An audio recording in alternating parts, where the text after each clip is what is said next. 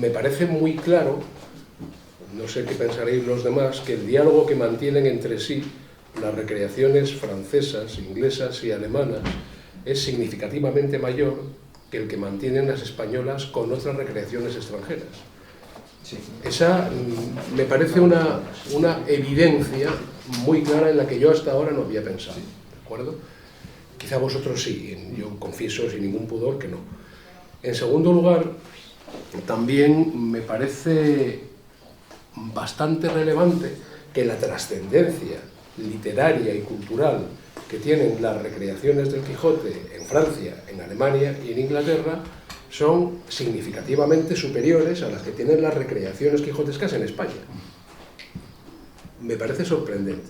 Después hay un tercer comentario, que es que parece confirmarse como una constante, como un elemento recurrente de la literatura quijotesca, esa poética de la transnacionalidad quijotesca que intentamos descubrir, el ciclo de la locura-arrepentimiento. Al final, de alguna forma o de otra, los protagonistas acaban arrepintiéndose de una forma expresa de haber incorporado unos patrones literarios, en principio, excéntricos. Bueno, en el caso de la francesa está por ver. En el caso de la francesa está por ver. Parece que no, por lo que nos ha comentado Marina. Y por lo que respecta a Marina, me ha parecido, bueno, he estado un rato sumergido en la obra. Planteemos la posibilidad de que en el capítulo 7, y esta es una sugerencia por la que no me batiría en duelo, ¿de acuerdo? Pero planteemos la posibilidad de que en el capítulo 7 haya una cierta reminiscencia del del Tirán lo Blanc. Concretamente me refiero a la pelea con el dogo, ¿de acuerdo? He leído el fragmento en concreto del capítulo 7 y he visto algunas actitudes muy parecidas a la pelea de Tirante Blanco con el alano. No sé si puede haber filiación, yo no hablo de filiación, pero hablo de relación. Es decir, es un elemento temático que se manifiesta en el Tirante y se manifiesta en el de Chevalier y Pocontriac, con un matiz, que es que la actitud es parecida, pero ¿cómo se llama él?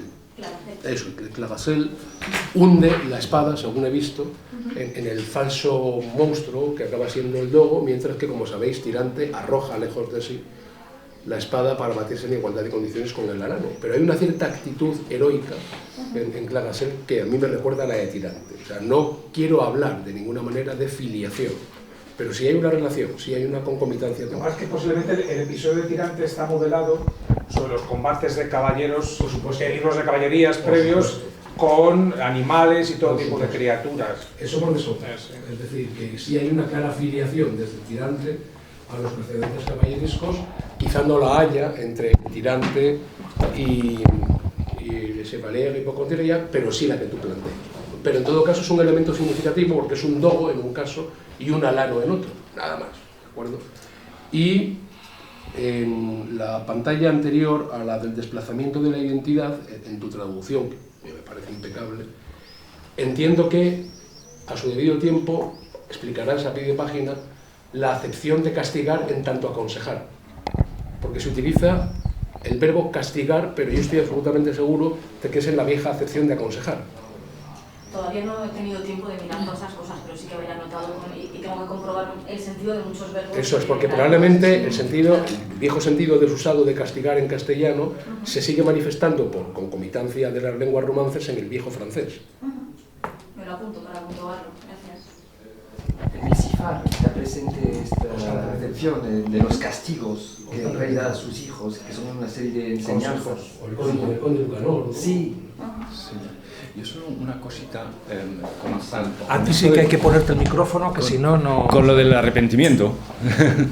En mi caso, y creo que en el caso de ella también queda abierto, no queda claro que haya un arrepentimiento, ¿no? La novela se va perdiendo, la segunda parte, hay que decirlo, es bastante pesada, bastante floja, mucho mejor. Pero hay una decepción.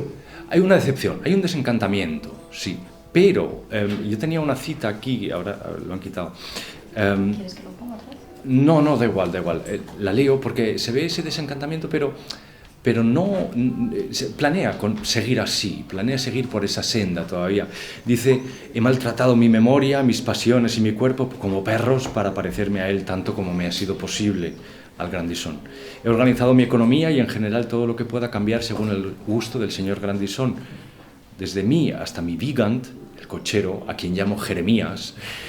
Todo es grandisoniano y solo me falta un Fresco, el perro de caza de Grandison, que también planeo, o sea, sí que planea. Hay una cierta proyección. Hay una cierta proyección hacia el futuro. Es porque no ha conseguido el objetivo. Exacto. No porque el objetivo no le haya cuadrado. Exacto. Es como que todavía no lo ha conseguido y hasta el final lo va a intentar conseguir. Al final se pierde un poco, se pierde en la arena. No hay un arrepentimiento, sino un desencantamiento, pero no. Por otra parte es como en Don Quijote. Don Quijote, cuando vuelve al aldea porque ha sido derrotado, está un poco desencantado de sí mismo, de su incapacidad para conseguir lo que quería, pero hasta que no un día amanece y ha recuperado la cordura, no ha abjurado de su universo caballeresco, o sea que tiene un paralelismo con eso. Papis de Bobadilla se desencanta y parece arrepentirse la primera vez, pero no, la segunda sí. Y es curioso, ya ves que ya pronuncio Papis.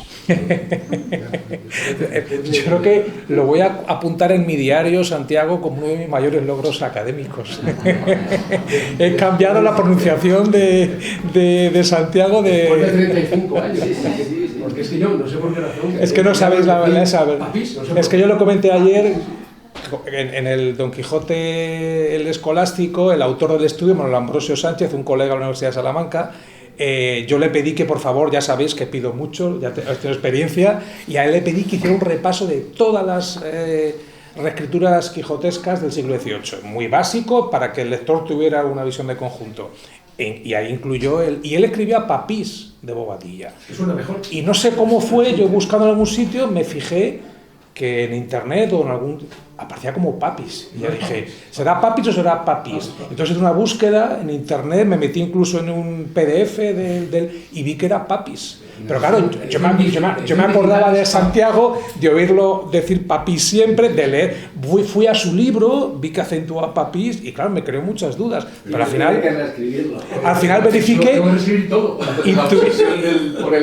y tuvimos que modificar todas las pruebas que estaban ya para imprimir en HTML y quitar el acento a Papis porque mi amigo también había escrito Papis, estaba en toda la introducción. Bueno, esto no tiene nada que ver con lo que estamos, para que supierais el contexto y que quede para la posteridad.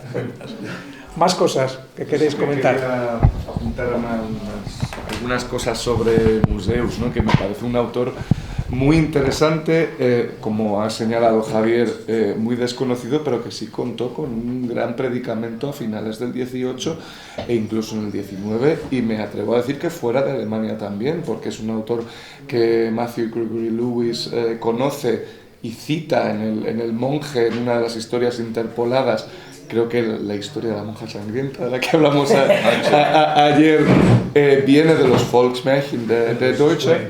Y me parece que él ha pasado a la posteridad más por esa recopilación de cuentos que por por el aspecto paródico que yo creo que es su ser como escritor, ¿no? Aquí hay una anécdota que a mí me gusta mucho, que la hablábamos ayer, cuando los Shelley y Polidori y Byron están en la Villa Diodati, ellos leen una colección de cuentos de fantasmas alemanes en traducción francesa, la famosa Fantasmagoriana. La Fantasmagoriana y esos cuentos de alemanes tienen algunos de Museus, pero son cuentos paródicos. Lo que ocurre es que en la traducción francesa quitaron la parte cómica, quitaron la parte paródica y las dejaron en cuentos de fantasmas góticos al uso, que acabaron siendo ridículos, y por eso ellos se ríen un poco de ellos y deciden hacer este, concurso literario, ¿no? Pero Museus ya estaba ahí, ¿no? Y luego, respecto a la cuestión del grandisonianismo, claro, la novela aparece en un momento en el que el debate sobre la novela en Alemania está marcado exactamente en estos términos, y en el debate entre richardsonianos y seguidores de Fielding. De hecho, es el momento en el que hay incluso artículos en revistas en los que se dicen razones por las que nos faltan Fieldings en Alemania, etc. Es decir, hay un viraje hacia Fielding, que yo creo que es el que justifica esta novela también. Y a mí también me parece que es más cervantina que fieldingiana, ¿no? Pero hace una cosa muy parecida a Fielding con Shyamalan también, que es en realidad meter el universo, digamos, richardsoniano en un ambiente paródico que queda desacreditado, ¿no? Y yo creo que Museus está un poco intentando tomar postura en este debate en términos cervantinos, ¿no? Por eso me parece tan interesante y sobre todo por eso me parece una rareza en el contexto de estos años, porque como tú sabes muy bien, está en medio entre el Don Silvio y el Don Quijote alemán, que son mucho más parecidas entre sí, y aquí tenemos un Quijote completamente antiheroico, viejo, un noble rural más parecido al de Cervantes y al de la interpretación cómico-burlesca, ¿no? Y es algo que tampoco cambia demasiado en el Grandison alemán ya de 1780, que estamos a las puertas de la interpretación del Quijote romántico, yo creo. Entonces, esos Quijotes jóvenes, un poco idealizantes que encontrábamos en Neugebauer y en Wieland, aquí no están. Y yo creo que es algo bastante notorio dentro de la recepción alemana. Y me interesan dos cosas más. Una, el Magister Lampert. Francesco, sí, pero es un pseudo erudito. Sí, sí. Y es un pseudo erudito quijotesco, lo que pasa es que es de muy baja estofa, es absolutamente ignorante, al igual que su señor. Entonces hay una sátira de la pseudo erudición rural y yo creo que todo el debate de la moda inglesa también es un ataque indirecto al provincialismo cultural alemán de ese momento, que yo creo que está muy presente y que tiene también que ver con la configuración de este personaje. Y la parte de Clementina de Porretas que me gusta mucho, porque me parece que es una historia muy graciosa y claro, y es otro tema muy popular en Alemania en estos momentos, porque no olvidemos que Wieland, en las pocas obras dramáticas que hace, dedica una a Clementina von Porretta, una obra sentimental completamente, antes de que él abjure del sentimentalismo. El mismo año en el que aparece Exacto, o sea que también se podría hablar de esa moda richardsoniana en Wieland y de un clementismo, por así decirlo, ¿no? Porque era un tema, una historia muy dramática, es decir, de renuncia al amor por los ideales religiosos y por las convicciones, digamos, protestantes de Grandison, ¿no? Entonces yo creo que has explicado muy bien determinadas cuestiones que están muy imbricadas en el contexto cultural alemán muy provinciano en ese momento. Claro, nosotros pensamos en la gran literatura alemana, pero es algo que viene después. Estos son los años de plomo de la literatura alemana, en la que los escritores están buscando todavía un poco su identidad y buscan en modelos europeos, fundamentalmente ingleses, ¿no? En cuanto al Magister Lampert, Willibald, este pseudo erudito que habla con tantas citas latinas y tantas... Bueno, el latín en la Ilustración empieza a ser tan mal visto, y los latinismos como quizá los refranes, el refrán popular que ataca, critica a Cervantes por boca de Don Quijote, ¿verdad? Entonces, a mí me parece que es más sanchesco, más Sancho Pancesco que quijotesco el Magister. En cuanto a Clementina, no he leído aquí la cita, pero hay un momento bastante gracioso también en la que von N dice: «Oh, mi Dulcinea de Bolonia, voy a por ti», antes de enterarse de que está casada y tiene 3 hijos con Belvedere. Y en cuanto a ese provincianismo cultural, es importante ese contexto histórico, ¿verdad? Cuando se piensa en Alemania, en la literatura alemana, muchas veces se pasa por alto que Alemania no era lo que era, no era lo que es, que eran estados y estados y estados y estados pequeños. Y lo que pasó en Weimar es un poco, yo veo un poco de crítica en ese momento, cuando él todavía no está en Weimar, a lo que llegará a ser Weimar, ¿no? Weimar es una ciudad pequeñita que tiene una corte de las musas, que tiene esta Ana Amalia, trae a lo más ilustrado del momento, y uno no se puede imaginar, si visita hoy Weimar, cómo podía ser aquello, cómo todos aquellos eruditos, cómo aquella industria cultural de ese momento se podía concentrar en un sitio tan pequeño. Y a mí leyendo esta obra me recordaba siempre, más que a Weimar, no sé si conocéis Meiningen. Meiningen es un pueblo pequeño cerca de la Esmalcalda, allí también en el este de Alemania.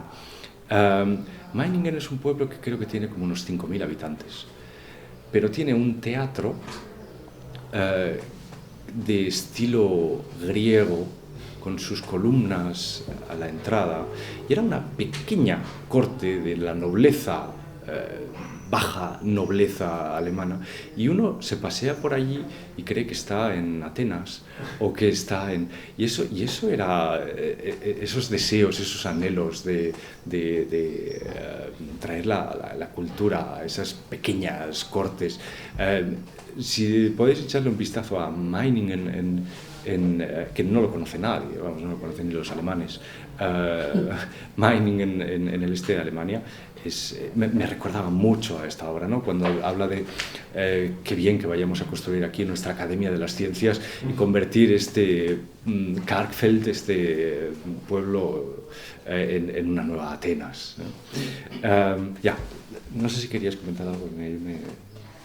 Bueno, quizás nada que ver, ¿no? Pero antes creo que ha sido Santiago el que ha hablado del arrepentimiento. El único personaje que en Los Chevaliers Hypocondriaques se arrepiente explícitamente es Sylviane. Es la única que se da cuenta de la culpa que ha hecho, ¿no?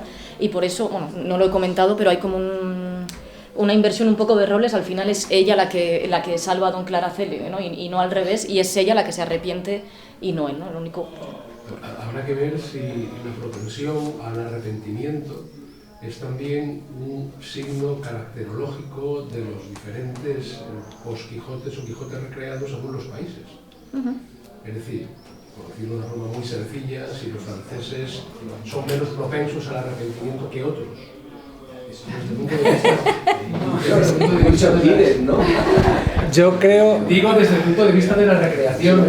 Sí, sí, pero realmente no, porque me ha parecido muy interesante la falta de arrepentimiento, Marina, porque realmente el patrón en los héroes quijotescos es, no se llama el arrepentimiento, el abandono de su quijotismo, pero eso ya... Y ya está en el pastor extravagante, que se arrepiente claramente, en parte con el mismo mecanismo, le desvelan el truco de toda la serie de burlas que le han hecho, es el argumento definitivo para que Lysis o Louis se arrepienta. Me parece muy interesante en diálogo con eso, que lo que plantea aquí el autor es totalmente distinto, el no arrepentimiento. Y creo que eso además se puede conectar con el carácter heroico del sujeto, porque si yo no me equivoco, al final ha conseguido el amor de Sylviane, que es lo que no tenía, y si no recuerdo mal, en una de las últimas aventuras hay un combate que le orquestan, pero que él gana, pero que lo gana. A diferencia de Don Quijote, que siempre es derrotado, aquí tenemos a un héroe que es quijotesco, pero cuando se pone a combatir, gana. Esto va a ocurrir también en el siglo XVIII, en el Launcelot Greaves de Smollett, que también pierde la cabeza por amor, y además aquí no se explicita la conexión, es de los pocos Quijotes en el que no hay fuente libresca. Se presupone en su nombre, Lancelot, Lanzarote, se supone que tiene en mente a los caballeros medievales, pero no se explica el origen libresco. Y Lancelot igual, es por amor, y sí se ríen de él, lleva una armadura anacrónica, pero los combates que entabla los gana. ¿De acuerdo? Aquí tenemos Quijotes con éxito, que es una cosa muy interesante, ¿no?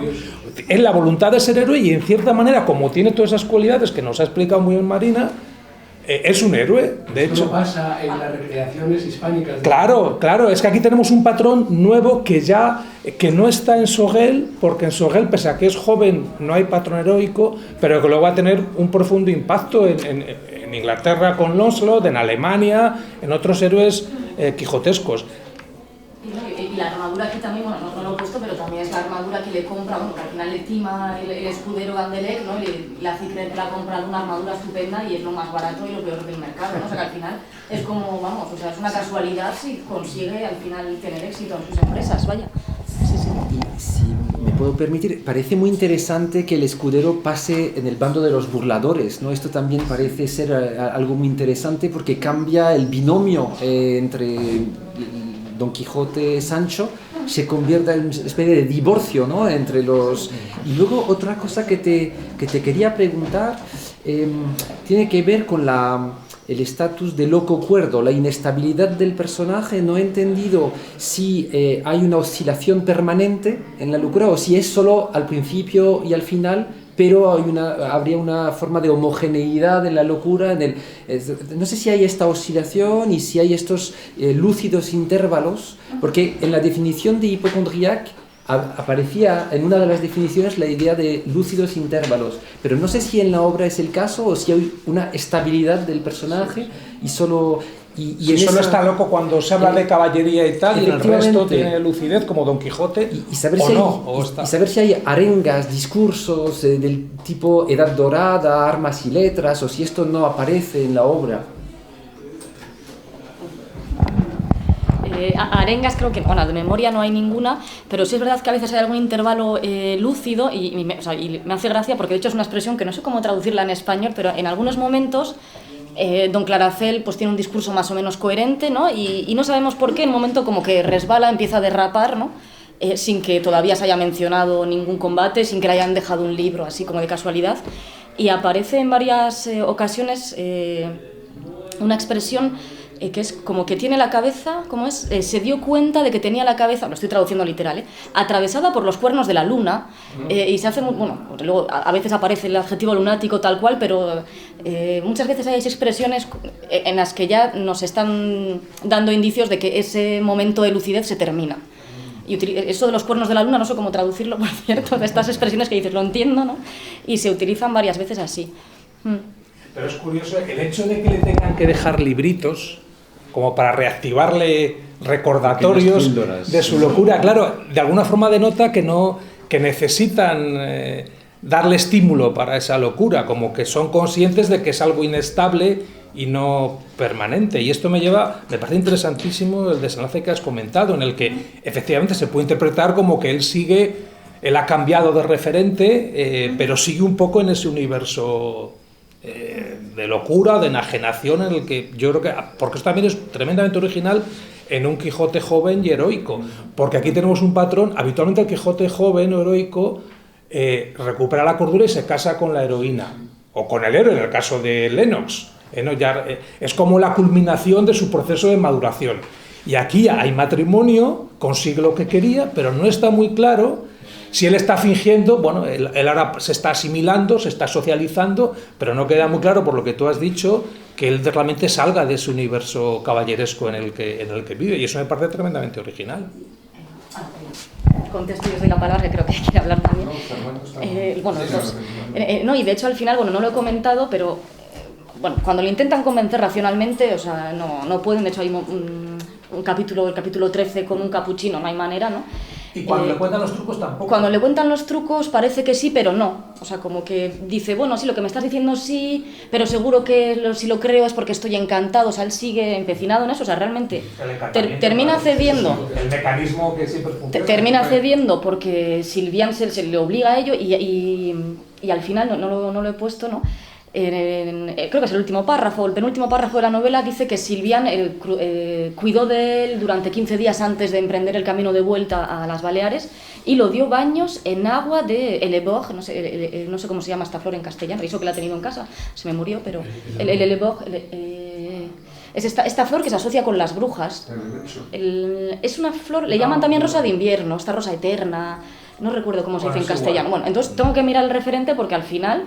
yo creo que está bajo el embrujo de la propia Silvián, o sea, si no porque le baña con esta flor, yo sé que está asociada por las brujas de Zugarramurdi, que sé que también en textos en euskera me he encontrado con esta flor, ¿no?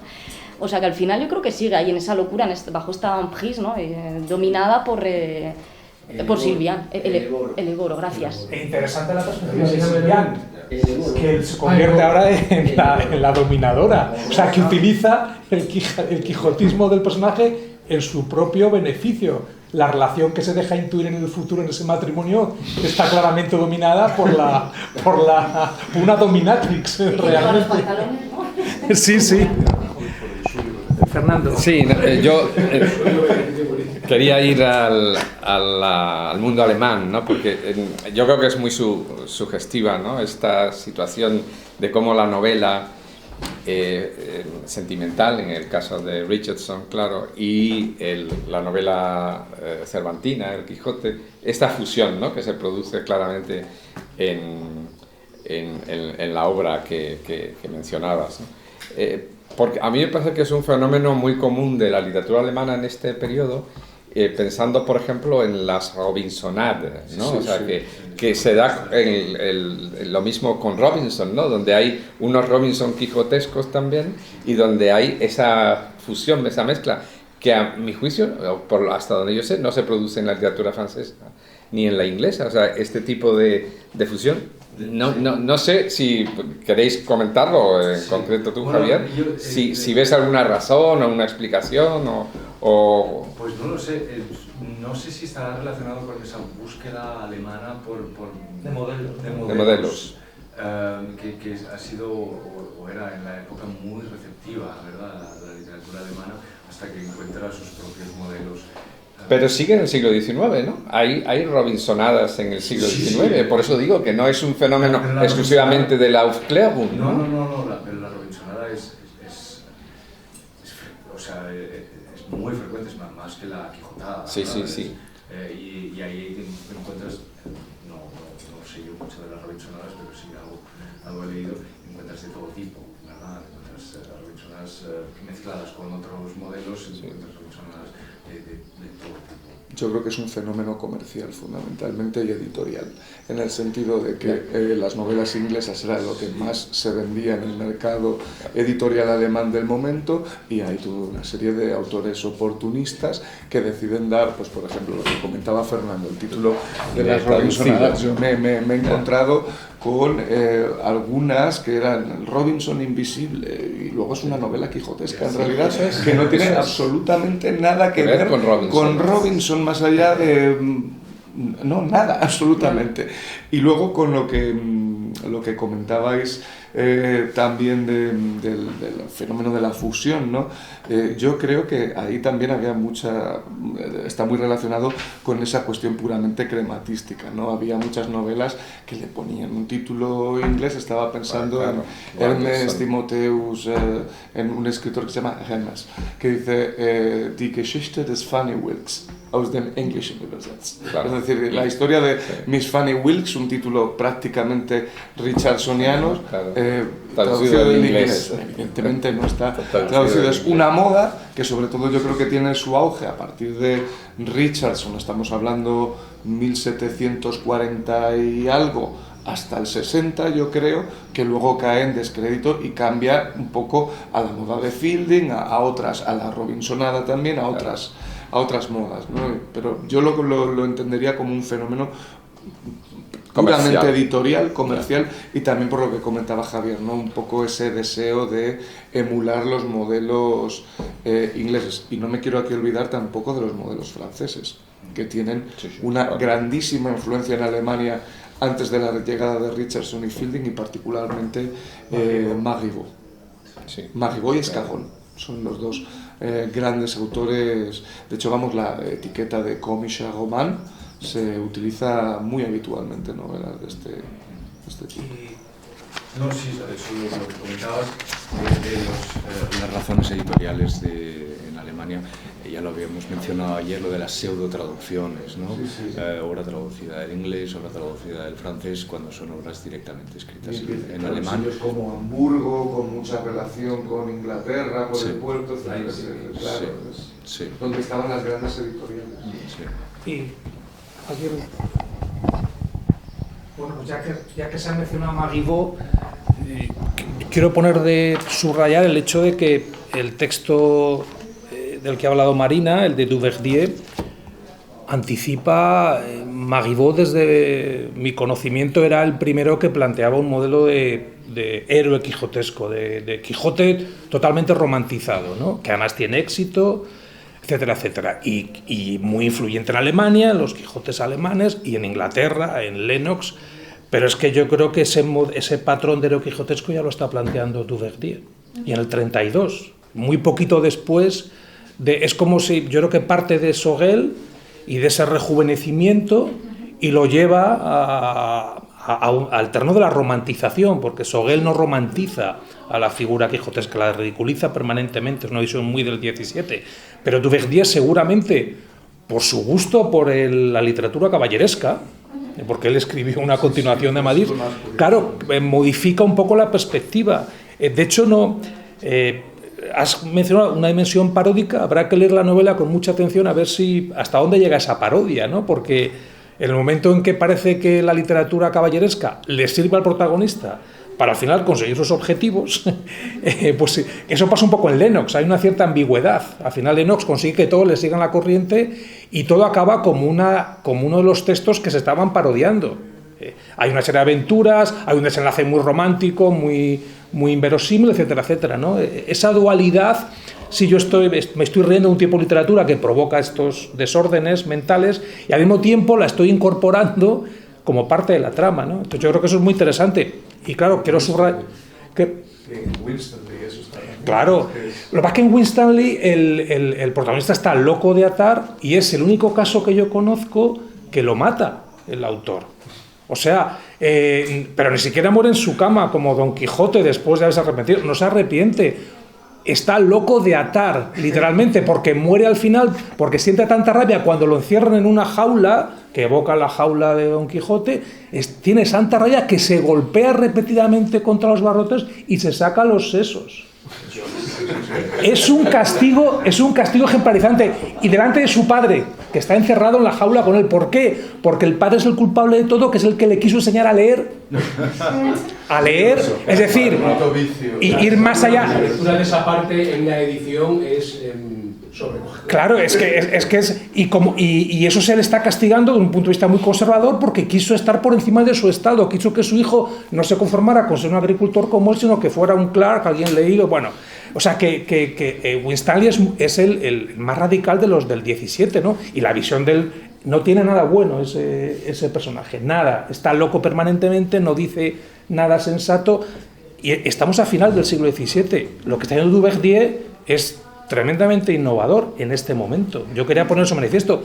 Y el emparejamiento con museos es muy interesante, porque ahí tenemos el fenómeno inverso. Cuando ya parece que están dominando en Alemania y también en Inglaterra estos Quijotes romantizados y heroicos, Museus se vuelve al Quijote antiheroico, claramente, ya mayor, ya viejo, ridículo, patético, etcétera, etcétera.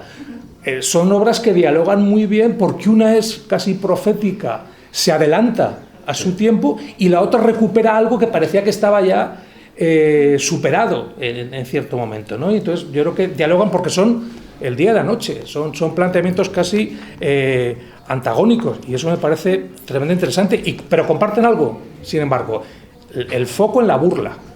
Eso es interesante, en los burladores. Sí. Ellos ven el material novelesco, sobre todo, ellos se van al Palacio de los Duques, a la segunda parte, las dos, y a las burlas, que ya lo había hecho Sorel. Sorel se va a concentrar también fundamentalmente en ese episodio. Dan de sí los duques. Claro, dan muchísimo de sí. Y finalmente, para concluir, es interesantísimo. Yo sabía de este Lampard y de la sátira de la erudición, que es de lo que yo voy a hablar esta tarde. De hecho, yo he incorporado esta obra como un ejemplo de...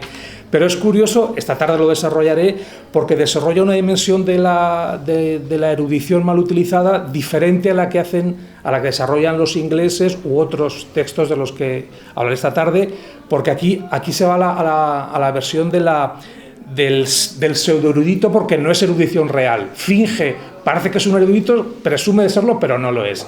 Ya veremos que lo que tenemos yo creo que lo que domina es una visión diferente, en la que como dirá Cervantes, lo veremos, no es que cite latines sin saberlo, es que los cita donde no debe citarlos. en el contexto en el que no debe. Lo sabe, pero no los utiliza bien, ¿no? Y aquí tenemos el pseudoerudito frente a lo que va a ser el pedante del que hablaré esta tarde, pero me parecen dos obras muy dignas de ser recuperadas, y luego tendremos tú y yo una charla. Javier. No sé si hay comentario, hay tiempo para un comentario más. Sí, Yo sí, quería sí. que aquí quizás lanzar un debate o una pregunta para que la pensemos un poco en el marco del proyecto, y es sobre la absoluta importancia que tiene la recepción francesa de Cervantes en todo el trayecto de la recepción posterior. Es que yo lo pienso siempre desde la perspectiva de la anglística. Siempre he tendido a pensar en la recepción inglesa como la dominante, y con el paso del tiempo me voy dando cuenta de que es subsidiaria respecto a la francesa, y creo que estaría bien que pensásemos un poco en esto, ¿no? Por periodos. Yo en los dos estudios que he hecho, en el Quijote con faldas y en el de Winstanley, hay claramente los modelos franceses son los que marcan la pauta. Pero es cierto que a partir de Lennox y de Fielding, como muy bien se ha mostrado, porque efectivamente lo que hace el protagonista de Museus es lo mismo que hace Joseph en Pamela, imitar un modelo que además es el epistolar, no es Grandison, es Pamela, ¿no? Sí, y demostrar cómo esa imitación fracasa en un contexto hostil o antagónico. Yo creo que hay ese marco. La literatura francesa, los franceses, yo lo he escrito en algún sitio, son los primeros que entienden la dimensión novelística del Quijote. Es que en Inglaterra en el 17 lo ven como un libro de caballería. Sí, sí. Esto es muy interesante porque está vinculado con el hecho de que en Inglaterra la moda caballeresca de la Amadís en Francia domina en el siglo XVI.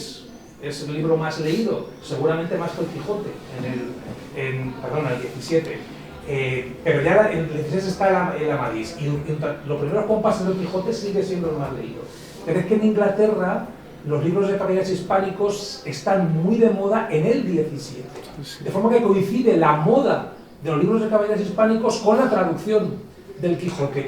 Y los lectores, esto se había estudiado, ya lo dice Knowles, que ven el Quijote como un libro de caballerías más.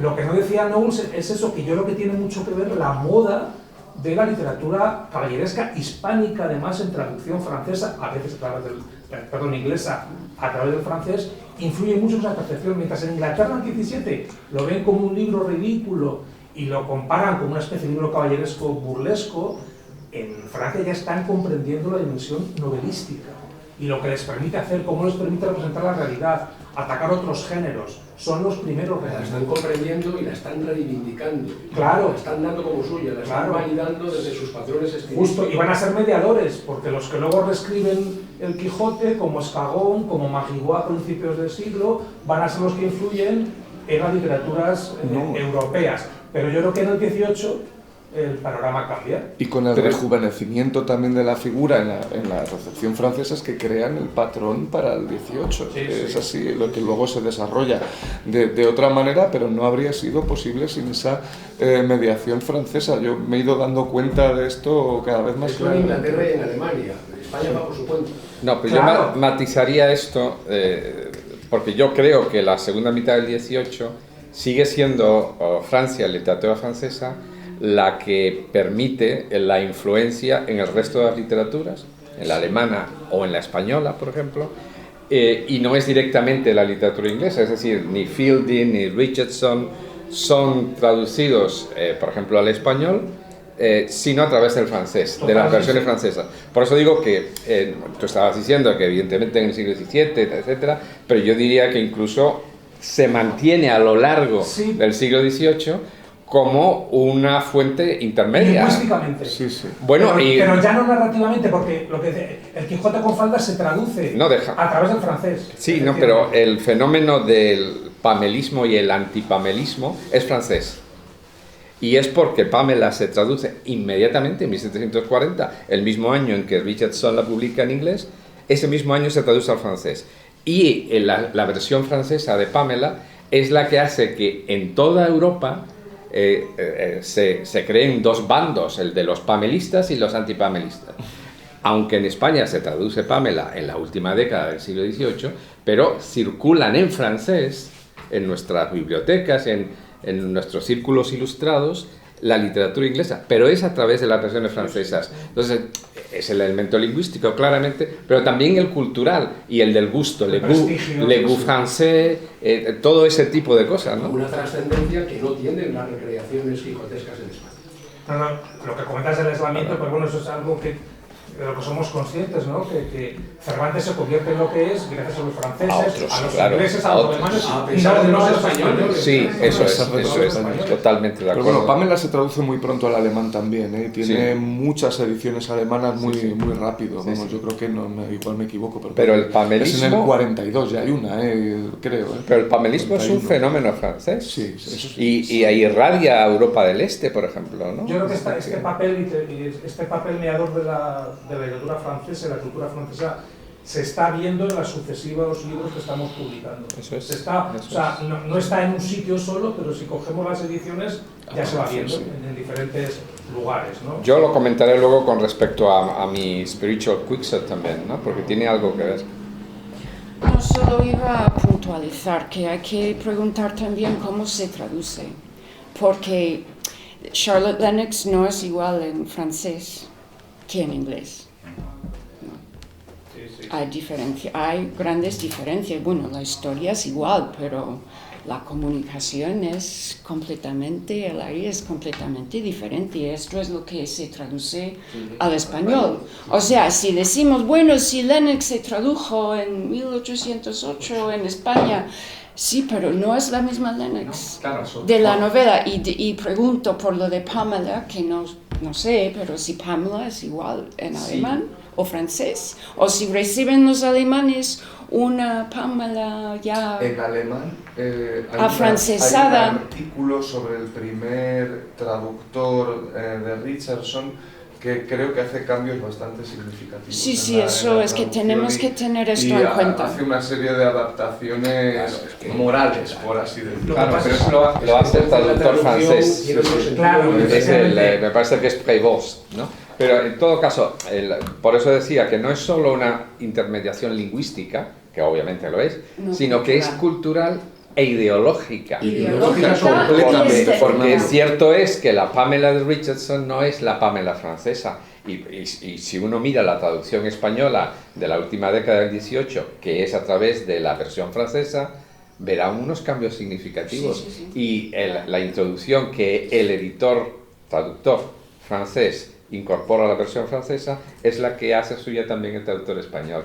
Y es de un moralismo que no es el de Richardson. Entonces sí, toda la razón. O sea que hay unos elementos muy interesantes ahí. Traducción en tanto apropiación. Sí, bueno, es para ir un poco en este sentido, pues la traducción de Fillot es una traducción bastante infiel y infunde un nuevo sentido, y puede conjeturarse que si los románticos alemanes construyen la lectura romántica a partir de la traducción de Fillot, entonces es otro Quijote el que están leyendo, e incluso esto no lo sé si están las dos continuaciones o no, porque en las dos continuaciones siguen un poco la línea de Duverdier, en el sentido en que Don Quijote empieza conociendo ciertos éxitos, incluso se enriquece. O sea que la gente, los nobles dicen, bueno, está loco, pero acaba rico. O sea que la caballería... da sus réditos. Claro, entonces creo que en cierto modo las continuaciones del Quijote francesas continúan algunos rasgos que están presentes en Duverdier, y efectivamente entonces si los alemanes leían la traducción de Fillot, es otro Quijote el que estaba leyendo, y se puede entender que se transforme la lectura. En cuanto a esto, entre 1799 y 1802, en un espacio de 3 años, aparecen en Alemania 2 traducciones directas del Quijote al alemán. Una la publica Nicolai, el editor del que estábamos hablando, ilustrado, y otra la publica otro editor afín a los primeros románticos. Una es traducción de Soltau, que es un ilustrado, y otra es una traducción de Ludwig Tieck, un romántico. Entonces, lo que estábamos hablando, cada traducción hay que analizarla porque cambia, la traducción cambia la concepción de la obra, ¿no? Y hasta qué punto una u otra cambian el texto, pues es algo que hay hay que analizar. Una es la traducción en 3 años, ¿no? Nicolai continuaba, ¿no? Desde mediados del siglo XVIII hasta finales, principios del XIX, él continúa editando y continúa con su concepción ilustrada de la obra. Y ahí tenemos en pocos años una traducción ilustrada, una traducción romántica. Si os Quería parece... decir una última cosa sobre Pamela y el grandisonismo. Claro, lo que comentaba Fernando del rol de, digamos, la cuestión política en las traducciones, es que yo creo que esa es la razón por la que gusta más Grandison. Porque Pamela es un ejemplo muy problemático, si lo pensamos. Grandison es un noble, protestante, conservador, un ejemplo de maneras como refleja la novela de Museus, ¿no? Por eso es un ejemplo mucho menos problemático dentro de la recepción que Pamela, yo creo. Bueno, si os parece, cerramos la sesión. Visto que no nos faltan ideas y cosas que decir en los debates, es evidente que tenemos que intentar ceñirnos en las presentaciones al tiempo, ¿vale? Porque, sobre todo porque hoy tenemos otras 3 sesiones por delante, porque es que luego nos rebosan las ideas y es lo más interesante, efectivamente. Así que nada, hacemos un pequeño descansito y reanudamos.